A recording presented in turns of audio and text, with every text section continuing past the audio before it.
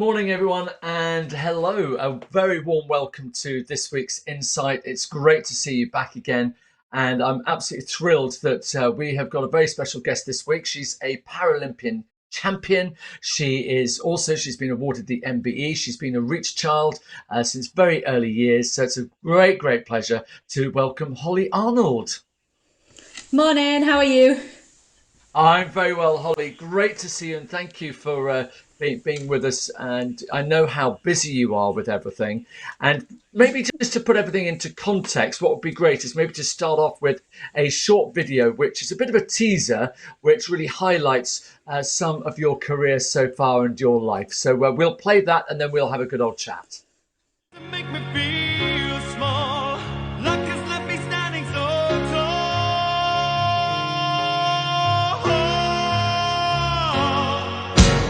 Gold, always believe in your soul.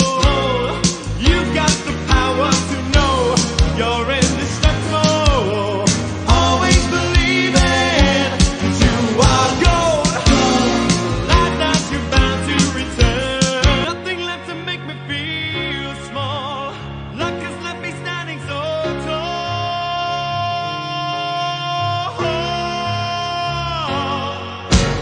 Gold, always believe in your soul. You've got the power to know you're indestructible. Always believe in that you are gold. Life that you're bound to return. Hollie, that was great to watch. I always think when I watch these videos, what goes through your mind when you watch them back? And you've seen it hundreds of times, obviously. But what goes through your mind when you relive those moments? To be honest, sometimes it makes me really emotional, depending on sort of what competition. And I remember the feelings, I remember the emotions, and you can see as my face, I'm smiling. I love watching them back. I love watching the memories, and also just seeing how far I've come from 2016 and again now for 2020. It's just how much I've grown as an athlete and as a person, and also technique wise as well. So I'm sat here analysing myself like, oh, I shouldn't have done that, I should have done this. But I love seeing them videos. They're sometimes what keep me going. Let's start from the very beginning, because we'll get to your sport, and I know some people will want to know all about I'm a Celebrity and all the other things as well that you've done. You've managed to cram in a huge amount in your life, and certainly we'll give everyone an opportunity to ask you questions later. So please, everybody, do put your questions in the chat below. We would love to pass them on to Hollie. But I'd like to start at the beginning, if I may, and talk about your upbringing and coming into the Reach family. So first of all, your earliest memories. My earliest memories with Reach, I think I was about 11 when we decided to go, obviously, to the camp. And, I was really excited. I had no idea really what Reach was and what it was about. And my mum already sort of signed up and knew about Reach way before I was born, because we found out a 20-week scan that I was going to be born with a right forearm missing. So mum wanted to know and understand things, and I just remember my first ever memory was going into this camp being really excited, a bit nervous, meeting people, and my dad saying, oh, does Hollie need a prosthetic arm? They were like, no, of course not, don't worry, she'll be fine. And he was like, okay, that's fine, I'll see you in a week. And yeah, just the memories of seeing people exactly like me and the same disability, and how, how they eat, how they tie their shoelaces or do their hair, or just how they function. I was like, that's really strange. Is that what I look like when I'm, cutting something up? Or yeah, it was just, I think it was something that made me feel accepted and comfortable with people who were like me at that age. And I made some amazing friends, and I'm still friends with some of them now on Instagram and Facebook, and it's amazing to see what they've done with their life too. So yeah, it's something that I'm so glad that I got involved in, and I was able to find myself and explore and challenge myself, and meet friends and feel comfortable. And I think that's the best thing about that. It's interesting. You said that your mother actually got involved with Reach from the point of the 20-week scan, which is a perfect opportunity for any Reach family to be aware of the organisation and what the charity does and the support it can give, and so on. your mother's obviously had conversations with you about her involvement with Reach in those early days. Give us some idea of how she felt about having that support coming from Reach in those very early days, from the scan all the way through to your early childhood. I think it was vital for mum, when obviously I was diagnosed, I was going to be born without an arm. I think that my mum thought it was her fault, what did she do wrong? She did everything by the book. And I think for her, it was that stability of, there's a lot of children out there being born with, without their limbs, and, what sort of support that she can get. And I guess now I'm, older and 26 and lived, a long life already. I guess for mum, it was just being able to see that process of me growing up as an adult and being able to do normal things. And, the support for me when I went there to the camps. I just think that, if you're ever worried about things and questions, and I have a couple of people who talk to me and ask me questions about their young boy and their young girl, and little questions like, when people saw me and I'm a Celebrity, I had like a little glove because when I was crawling on the floor in bugs, and I didn't want to scrape my skin. So, she asked me and said, her little boy's crawling on the floor at the moment, and obviously, the stump's getting sore. And I don't know, sort of being in this position now, it's really nice to give back, an actual life person who's lived a lot of life and done a lot of things and travelled down the world and just adapted, because that's what it's about. So I think that we're really lucky that Reach, we got involved with Reach really early on, because it's helped me and mum and my whole family.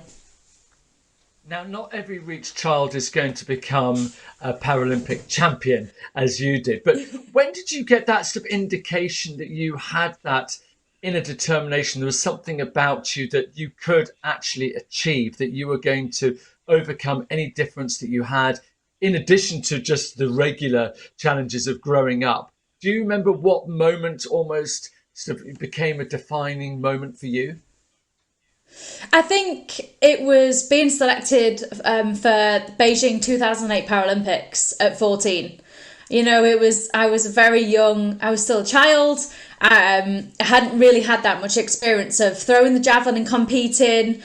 And I think just when I went to the Paralympics, I was away from my mum my mum and dad and my family for a month. I had to learn to be mature and grow up really quickly and be around, big pressures and things like that. And as soon as sort of I competed in Beijing, and that was the pinnacle of my mind going, this is what I want to do. I didn't realise that I ever wanted to be a Paralympic javelin thrower. I didn't know that I was going to win gold medals and break world records. I just loved throwing the javelin. It made me feel comfortable. It made me feel me.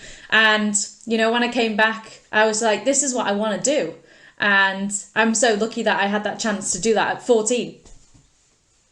And what about as a child? When were you first introduced to sport and the different things that you could do, where you actually thought, I actually like sport. I think I can do something. There must have been something when you were very young that almost gave you that slight indication, because people don't just fall into these things. No. It's almost like someone sees something in you and then they nurture that skill and talent. Yeah, we've always been a sporty family. So I've always done football, cricket, netball, basketball, swimming. We've always been a sporty family. So anytime sort of, dad took Ash to football, my brother, I would join and go in and be involved, because I wanted to be involved. I was very competitive at a young age. So I was like, I want to beat my brother, and I want to be better than him.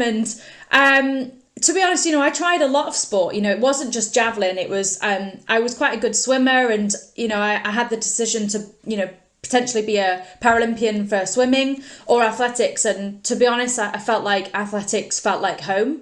So I decided to go to athletics. But, I did shot put and discus and running and, high jump and all these things. And I guess for me, javelin was just that one thing that I loved, that felt like it was my thing to do. But yeah, I've always been sporty and would love to do more, of course, but you never know in the future. But at the moment, javelin's my thing at the moment. And of course, we were all saddened last year with, all of the turmoil, of course, the 2020 Olympics. being delayed and so on. But now it seems to be back on track. How are you feeling? How's the training ready for Tokyo this summer? Yeah, I mean, of course, it was very disappointing that the Paralympics wasn't on, and it was quite hard. A lot of people suffered. I suffered a little bit mentally with that. It's my life. I train every day, but we're so lucky that, in the whole, in the whole world going on with the whole pandemic and everything. I just feel like I'm lucky that we can hopefully get this chance this year in 2021 to go out there and compete in Tokyo. It might be a slightly different games. We might not have people there watching and supporting because of everything going on, but, I'll take going out there and competing. That's what I want, training. I'm training really hard. I'm looking forward to having a bit of a rest in a couple of weeks. It won't be, it'll be a very short rest, but training's going really well and it's given me structure again. I feel really happy that I'm able to go out there and train. And I'm also very, very lucky that because of the elite, I'm allowed to train and do my thing, where in the first lockdown we weren't able to train properly, and I wasn't able to touch a javelin for months and months and months. So I kind of feel like every opportunity, every day I get to train, I take every opportunity.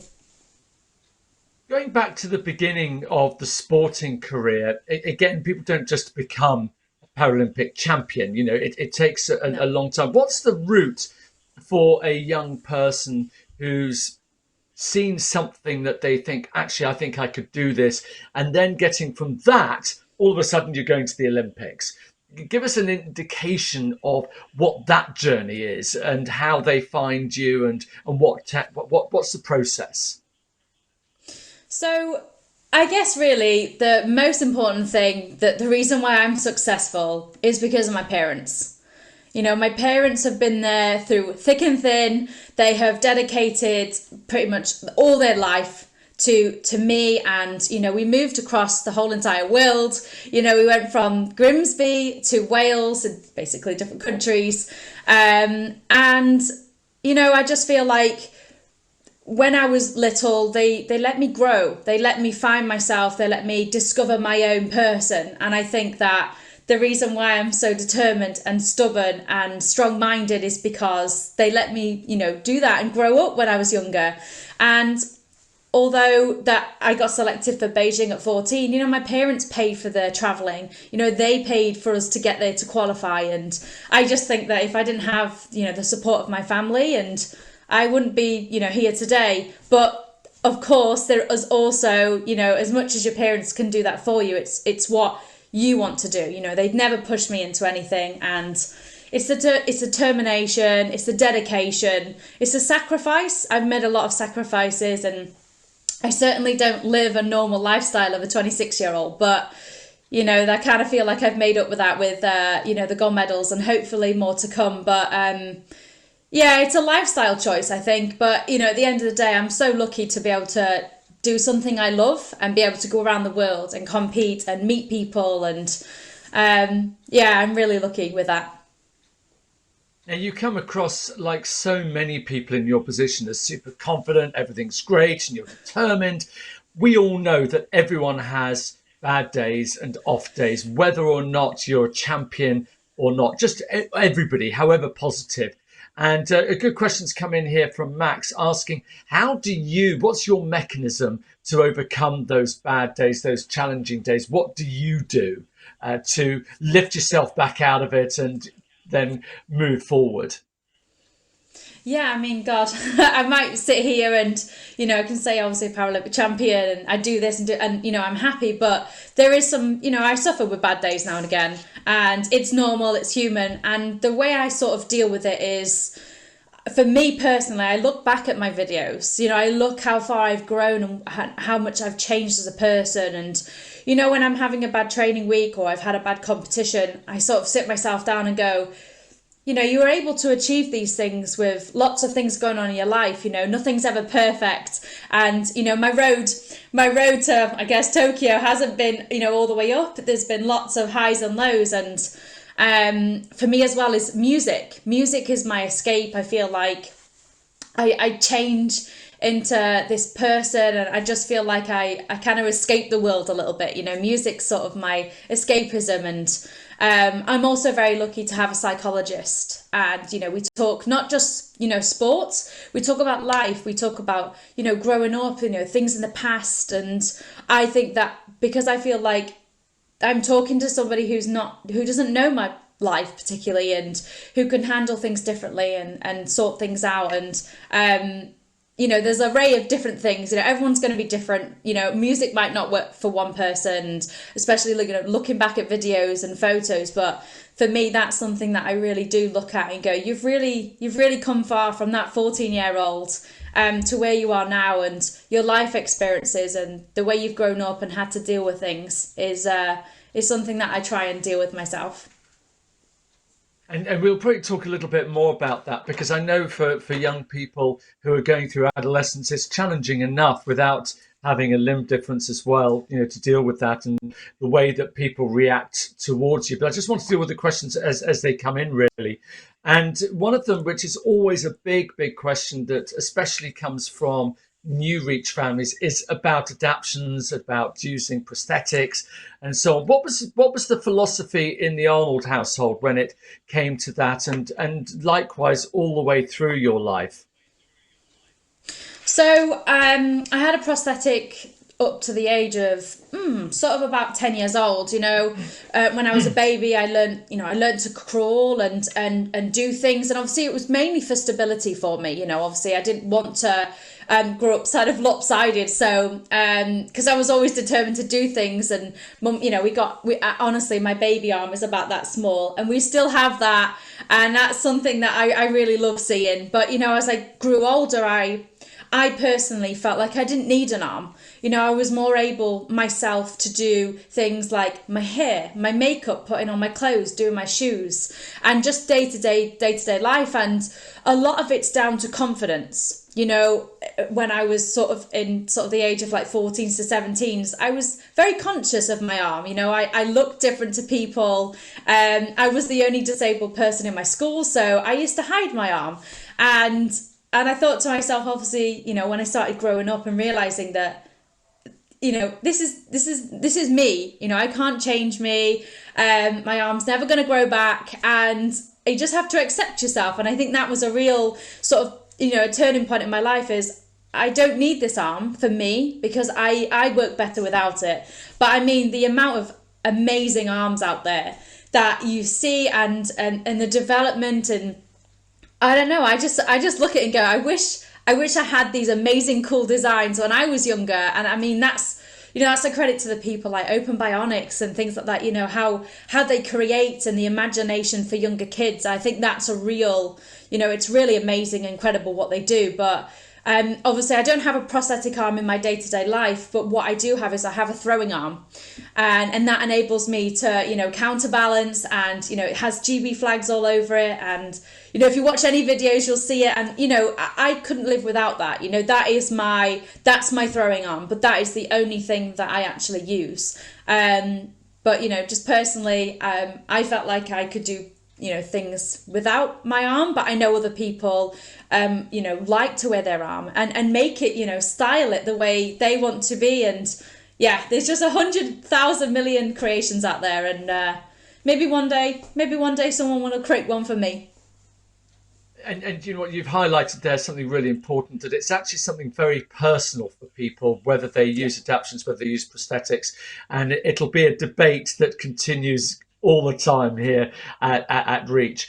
Looking at your sport, we had a question in from Joe saying, what's your second favourite sport? And what I'd love for you to do is to be able to wrap that up into how you chose Javelin as your sport, what other sports you play, and then obviously to answer Joe's question about your second favourite. If Javelin was taken away from you for whatever reason, what would you go on to next?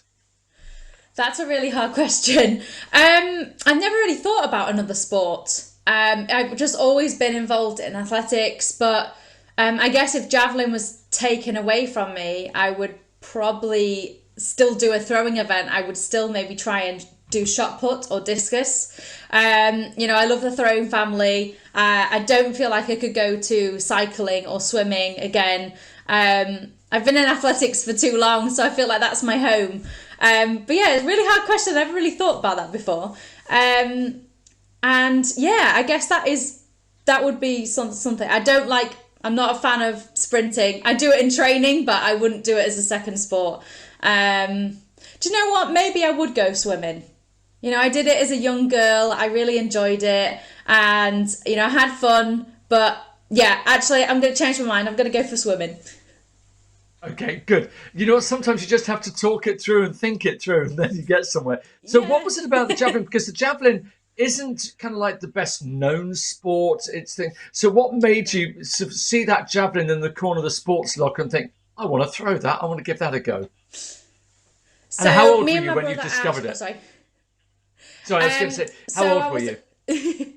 So I was about 11, 12 years old, and at the time when I lived in Grimsby, it was called Cleethorpes Athletics, and it was a sporting event called Star Track. You know, you could go there and try any sport you wanted. And I just remember, you know, we tried all different things, and we came to this, you know, for me at that time, you know, a long big stick. And my brother picked it up and threw it, and I was like, right, I really want to beat him. You know, the annoying little sister always wanting to be better than the brother, and I just picked this javelin up and threw it, and people were like amazed.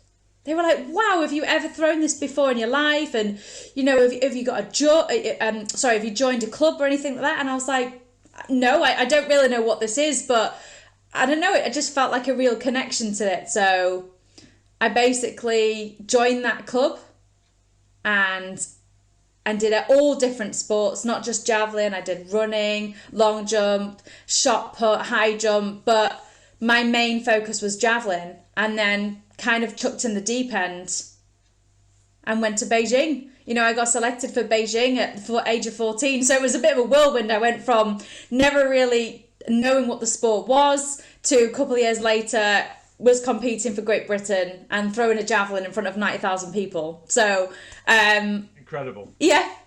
and it is amazing, you know, to see your journey. And as you've already said, there's highs and lows. It's not straightforward at all.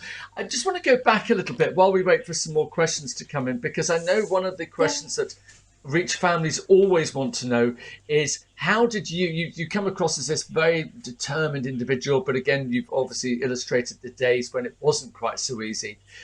When you were younger, how did you deal with the questions and deal with the comments, the looks and so on from people about your difference? What was your, if you like, your mantra, your technique, the process that you went through to be able to deal with all of that?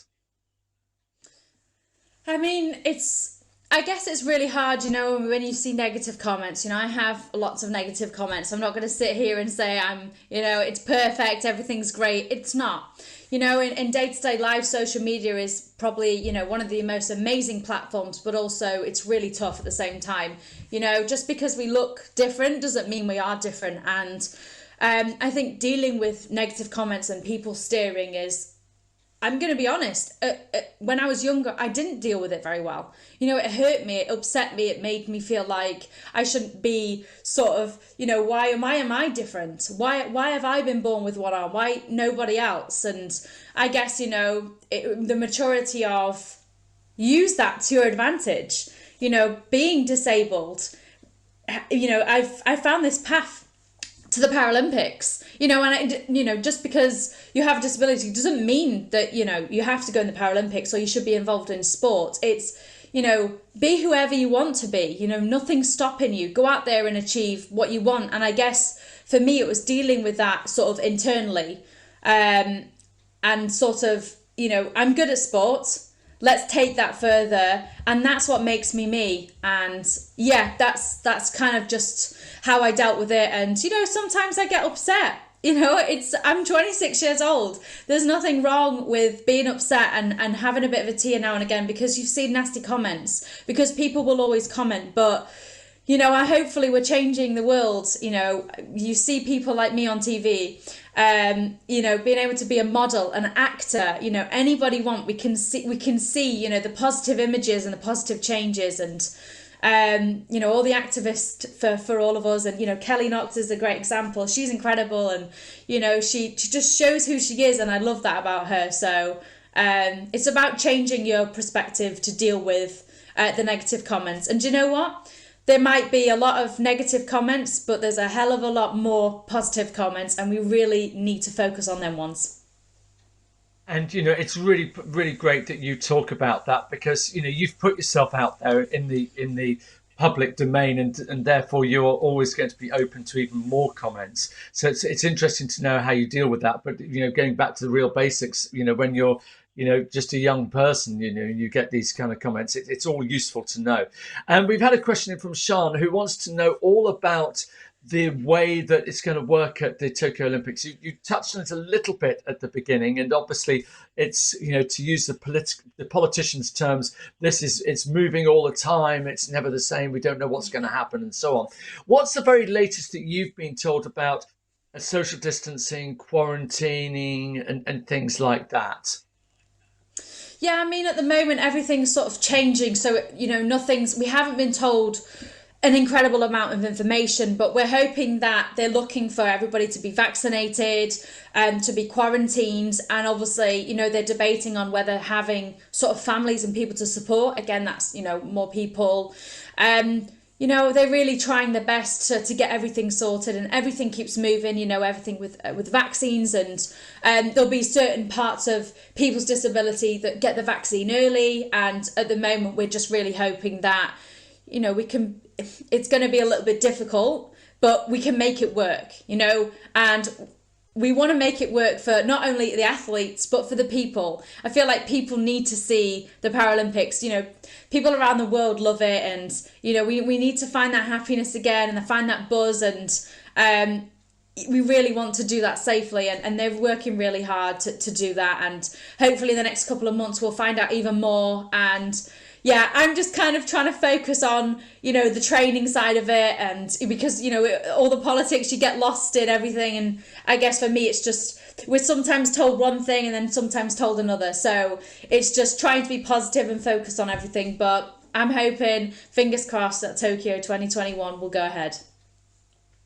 Yeah, and you're absolutely right. It's so easy to be distracted by all of the periphery things, where actually what you need to do is just focus on your sport and being that champion that you are. And it's really interesting talking about champions. We had a question from Stephanie, who talks about the atmosphere whenever you're competing with your fellow competitors.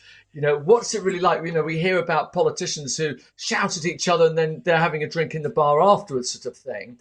What's it like for you as a competitor when, the person right next to you is the one who could take that medal away from you? What's the sort of the feeling, the atmosphere amongst all of you in that environment? So for me personally, I'm civil, I'm friendly. If I see them around, of course, I wouldn't ignore them, just being polite. But, when I'm in the arena, when I'm there doing my job, I'm there to do my job. I want to go out there and take that gold medal and break the world record. So, it's very intense. I guess not a lot of people know this, but when we're waiting for our event, we have to sit in a room. And, we're all sort of very close proximity. This will change, of course, because of COVID. But, we're all really close together. We're in this one room, and, you could be sat, up against your main competitor. And there's a lot of times where you are sat next to them.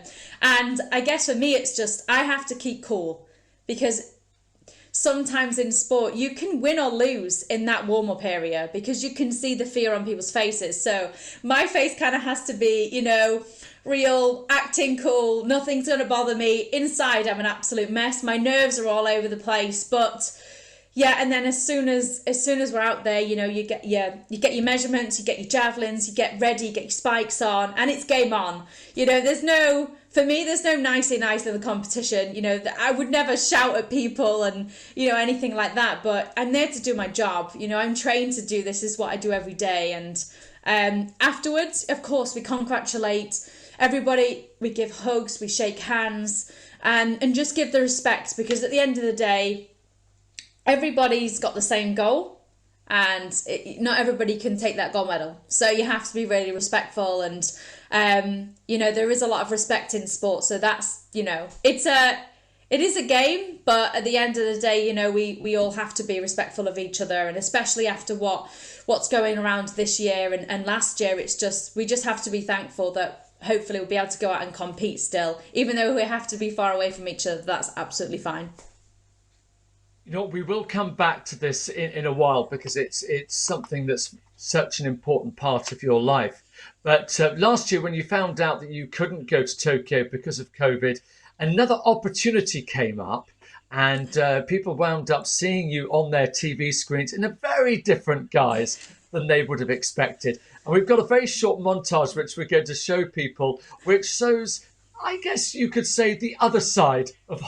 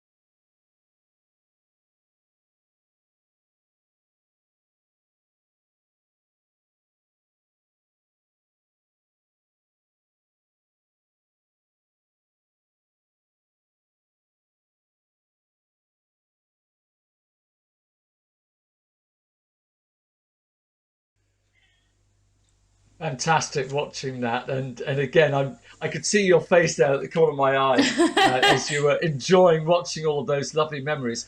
So, when it came to I'm a Celebrity, first of all, how do you wind up to suddenly becoming selected? What was your initial impression when they asked you, and what was the impression from other people? Because you had to keep it as a big secret, so you had all sorts of things. So, just give us the idea of that first initial feeling. When did you get a phone call? How did it work?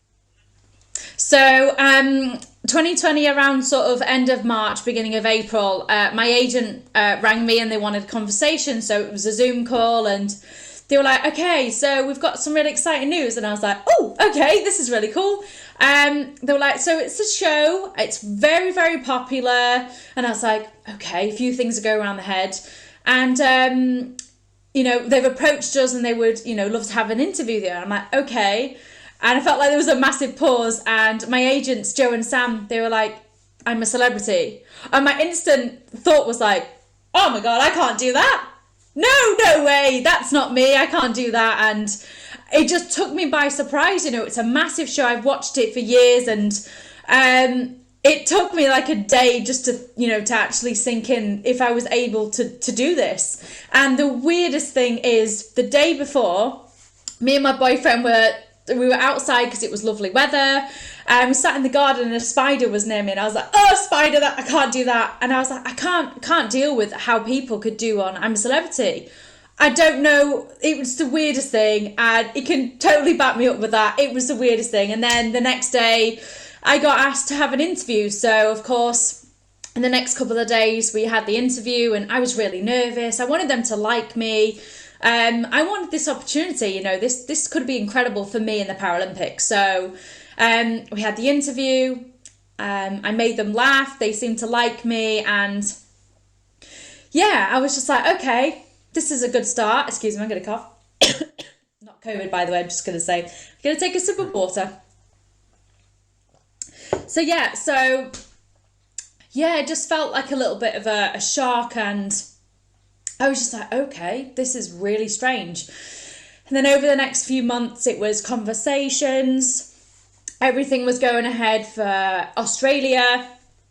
Then it came about a couple of months later, after March, they had to have a phone call with us. So they were trying their best to get everything sorted for Australia. It wasn't going to happen. Too much time for quarantining, families and money and things like that. So it was just one of them things where they wanted to ask if I was still interested.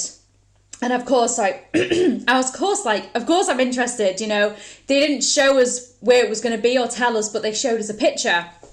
Now, I took a sneaky photo of that and tried to find this castle. In the end, me and my boyfriend found out that it was in North Wales. He's from Wales, he's from Swansea. So I was like, come on, we need to find this. And I was just like, wow, this could be amazing. So, and then a couple of months later again, it was it was coming close and close and close, and I thought, oh God, I don't know if I'm going to be told. I feel like I'm going to be let down now. And I got so excited and I couldn't tell people. And I just remember I finished training and my agent rang me and she was like, are you free to talk? I was like, yeah, of course. I'm just in the car. I'm just about to set off home. And she was like, so you're in? I was like, what? She's like, you're in, you're going on I'm a Celebrity. I was like, of course. I did the scream and the whole like, oh my God, this is incredible. And yeah, it feels so long ago, but and that's when the process started then. So we had people come and do a little bit of filming, and obviously we all had to be social distance, so it was really hard in the house because I got a small house, but we did, it was just crazy. I'm used to doing athletics and competing, not doing anything like this. So I just took every opportunity. I had to keep it to my friends, which was really hard. There was only a few people that I had to tell, and then the process began. So we had to be in isolation for 2 weeks. I was lucky enough that I got to choose to have somebody with me, and my mum came. So we spent some really lovely quality time together, and we were in this place in North Wales, and we weren't allowed out anywhere, and my phone got taken off me because obviously they were announcing everything, and it was just all a bit of a whirlwind, but it was amazing. And then being on there, it was just, I was so nervous. I didn't know 100% who was going to be there, and when on the day when we got split up in our groups, sat there with Shane and Beverly and AJ and Mo, and I was just like, this is surreal. This is really strange. I can't believe I'm actually on this show right now. I just loved it. It was amazing. I met so many incredible people, and we still talk on the WhatsApp group, and we're in contact, and we Zoom call now and again. And yeah, I just feel like that was probably one of the best things out of 2020 to come for me. Was the Paralympics weren't on, but I had this opportunity to go on I'm a Celebrity, and I loved it. And what about the fact that, correct me if I'm wrong, but I think you were the first person with a limb difference to go on that show. So how much of an ambassador for people with difference did you feel you were? And what difference does it make to you in the process? Obviously, yeah, of course. I didn't realise. I guess sometimes I forget that I'm disabled in a way. And learning that I was going to be the first ever disabled and Paralympian on I'm a Celebrity. And I thought, wow, I feel like I have to, make sure I represent myself well and get across the things I want to get across. And I think I did. I was myself in there. I was happy. I just got stuck in. There was nothing that I felt like I couldn't do. Nothing held me back. And I think people needed to see that across the world, that just because I have a missing arm doesn't mean that I can't do these things. And I've had so many incredible messages from people, and this girl just goes and does it. She doesn't let things define her, and that's kind of how I wanted to perceive as, I'm just me. I just get on with things. I don't let things define me, and I certainly don't let my disability. What a great philosophy to have. And I'm sure we've got some more questions coming in. And everybody watching, please, any question about anything, Holly gave Yes. me permission to Yeah. say that if you've got any questions about anything, however trivial, there's a very good chance that somebody else would want to know the same answer. Just to finish off with I'm a Celebrity, because obviously, yes, it was a great opportunity for you, for somebody who didn't like the spider in the garden to go on to doing some of those bush tucker trials and goodness knows what. What was the biggest surprise for you personally being in that process? You know, when you watch it from your armchair sat at home and then being there, and okay, it was in the castle, it was a very different environment to being in Australia, but what was for you the biggest enlightening moment from that whole process? So there was a moment where I thought, that's fine, they'll give us snacks or something. You know, it won't be 600 calories. You know, they can't do that to us. It was horrible. Beans and rice for everyday meal. It was the worst, you know. And I guess when you look on there, you go, oh, stop moaning. You know, it's fine. Do you know what? It was difficult. It was difficult because you edit so much that it was so hard to get down you, and you know, there wasn't really any nutritional value in there. And I'm an athlete. I eat veg and fish and carbs and meat, and it was a difficult one. But do you know what? The thing that enlightened me the most was that I became so comfortable in myself with these 11 strangers that I told people and talked about my experiences in my life that are very sacred to me. You know, I don't trust easily. And to be able to explain situations and certain times in my life, it was really emotional, and it was just amazing to be able to share them things and also learn their stories, you know, how they started off and what they did as a job in the beginning in their lives and how they got to now. And it was so amazing to be with these people. We had so many laughs, we sang, we danced, and watching sometimes from, you know, sat on the sofa and watching it yourself, and you go, a lot of the times I've gone, oh, they're close, but I don't know if they're ever going to stay friends. And a lot of people have said that about us, you know, was it that you were really close? And yes, we were very, very close. And I feel like, you know, I'm going to say it, we were the best ones. You know, we had the best time ever. And, you know, we still keep in contact. And I feel like if I had a problem or would like to talk to somebody about something, that I could pick up the phone and anybody would answer and we'd have a conversation. And I also learned that I'm a lot more resilient than I give myself credit for. And I'm a lot stronger, and I'm really proud of myself for going out there. And it sounds really silly, but I'm a big makeup girl. I love hair and makeup, and I was there barefaced to thousands of people, and it was just like, but when you're in there, you don't care. You know, sometimes I didn't look in the mirror for like 3 days, and then when we had a mirror, I mean, it was dusty and it wasn't great, but I'd be like, oh, that's me, that's my face. I haven't really looked at my face for a while, and I guess sometimes it made you realise that, you know, having things like social media and your phone and then, you know, the lovely luxuries in life, like the makeup and things that make you feel you, is that we did have a life before all of these things. And it really sort of made me feel that sometimes I'm on my phone too much, or, you know, I need to sort of take more me time, and I don't need to post everything on social media. And that's something I've always done, is if I don't feel myself or I'm not having a good week, I'd never post something about being happy, because that's not true to myself. That's not a reflection. And I felt like I had a lot of reflection in I'm a Celebrity, and I never really thought that something like that could give me some real internal sort of insight to myself. And it was the best thing I ever did, and I absolutely loved it.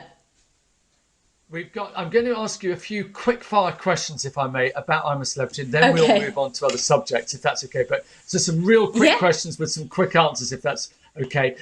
First of all, I think this is slightly tongue-in-cheek, this particular question. Said, which was more challenging, the Reach Activity Weekend or the castle?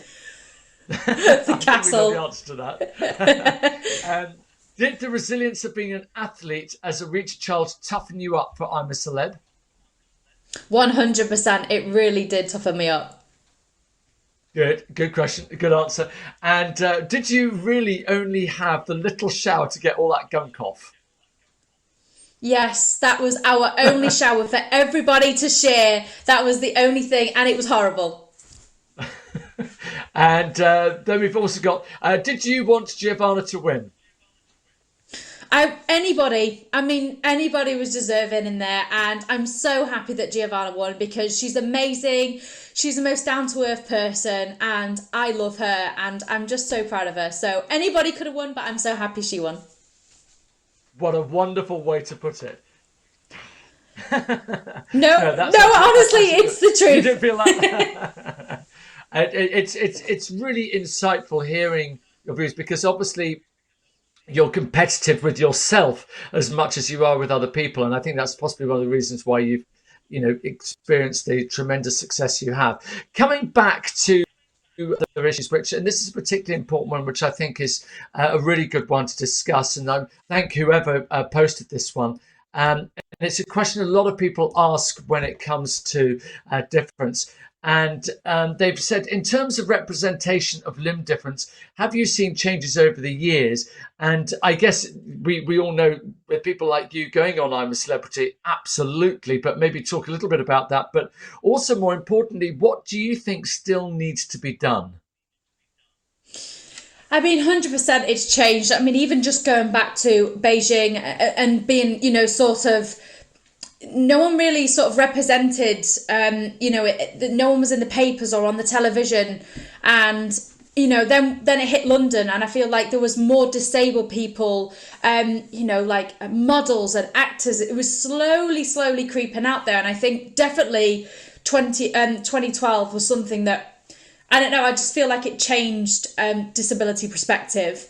But there is more, we still need more change, We need more people in the public eye because, you want something on TV, and this is what I really wanted to go on I'm a Celebrity for is I hope that, the young children and adults sitting there watching me going, that girl has the same disability as me, and look what she's doing, and look what she's achieved in her life, and I think that's really important to see public figures who are like us, and I don't feel like we also need to tick a box. We're not there to tick a box. We're there to do our jobs. I'm there because I can throw javelin far. A model's there because she's amazing and she's beautiful, and she's artistic, and I just love the fact that we are slowly getting there with people. And again, to mention Kelly Knox, she does stuff for Primark. That's amazing. I feel like I would like to do things like that. Not only I'm an athlete, I also love, like I say, the makeup and the hair, and I want to be out there and I want to do more television work. And I think we're slowly closing the gap, but we still need to push more. And that's a really, really good answer in terms of, getting yourself, with a higher profile then just brings more attention to difference and the normality of difference, which I know is what people always want to get across, which is really, really powerful. And, for you, when you see young children, when you go to those Reach weekends, and hopefully we will see you at a future Reach weekend when we're all back together in person, and you see these children, what sort of questions are they asking you as someone who's achieved so much?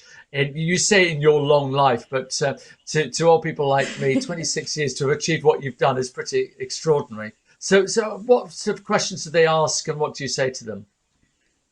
I always remember one thing. A young boy asked me if I could go back in time, would I be born with two arms? Now, I thought that was an incredible answer, a question for starters, and I turned around and said, no, I wouldn't change my life at all.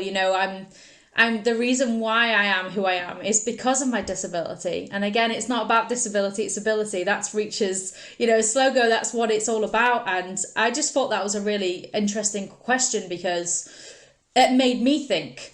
I've never thought about having two arms before in my entire life. And, all my friends know me as Hollie Arnold, Hollie Arnold, but they freak out if they ever saw me with two arms.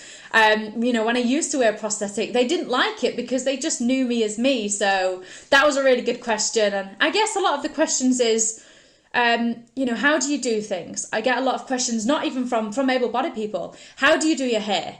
How do you do your makeup? And I guess sometimes you take it as a little bit of a negative, because you're like, well, I do it like you. I just adapt. That's how life's about. And I think it's really interesting because maybe sometimes the perception of disability is you can't always do things because you are disabled, and that's 100% not the case. A lot of people in the world out there with disabilities have changed people's perceptions, and some of my best friends are disabled, and they're a lot more disabled than I am, and I just look at them every day and think, you're an inspiration to me. You inspire me of what you do, and just to, day-to-day things. My friend in a wheelchair, what she has to do and get out of bed and, do things in a normal day-to-day life that people wouldn't realise. People don't understand that. And for me, I think it's having that positivity around me makes me feel very, very lucky. Well, as I say, you've achieved a huge amount. We've got a couple of questions that have come in from the Willis family, asking about your training schedule, which you did touch on a little bit towards the beginning, about how you're at least able to do something now where in the first lockdown you weren't, but maybe go into that in a little bit more detail. And they're also talking about the fact that you've competed all over the world, in numerous different championships, and they want to know, which is your favourite venue? Where do you like the most? So talk about the training and then your favourite venue. Okay, so training, I'm really, really lucky at the moment. I'm able to throw a javelin. I can throw outside. I can do my gym. I can do my normal training. So, it's normal Monday to Friday training. Me and my coach have worked out that now I'm growing older and, I want to have a little bit more of a leeway life. And the weekend is for relaxation. It's for recovery, which is really important for training. And we basically kind of fit sort of 6 to 7 days of training in Monday to Friday. And it works really well for me because I feel like I have my training life and my life as well. I think that's really important to have that separation because I've been doing this for a very, very long time from such a young age that I feel like you need that little escapism. So, I'm training really hard at the moment. My body always aching, but I sort of wake up every day excited because I get to do something. And it also gets me out the house. I live on my own at the moment. I have my cat, but at the end of the day, I miss socializing. I miss being close to my family, close to my boyfriend. So for me, it's that everyday happiness. It's that structure, and I'm really lucky that I can have that. So training's tough, but it's what we work for. It's what we need, and we're really hoping that in the next sort of month or so that I'm able to compete. So, of course, a lot of the indoor competitions are starting now, but of course you can't throw a javelin indoors. So we're hoping that we can start throwing outside because I haven't competed for a year and a bit. So it's a long time. So, excuse me. And also, while you're doing that, what about your favourite venue? My favourite venue? Oh, that's a hard one. I think I'm going to have to say Rio Paralympics. It was my third Paralympics. I trained for a very long time. I really wanted to get that gold medal, but it was fantastic. The buildings, and again, in the Paralympics, you get to mix with every other sport. So it's not just athletics, it's cycling, it's swimming, it's bocce, it's all of these sports that we never get to see on a year basis. So a lot of my friends are in cycling and swimming, so it's really nice that you're all together. You feel like a team in the Paralympics, it's like the whole of GB team.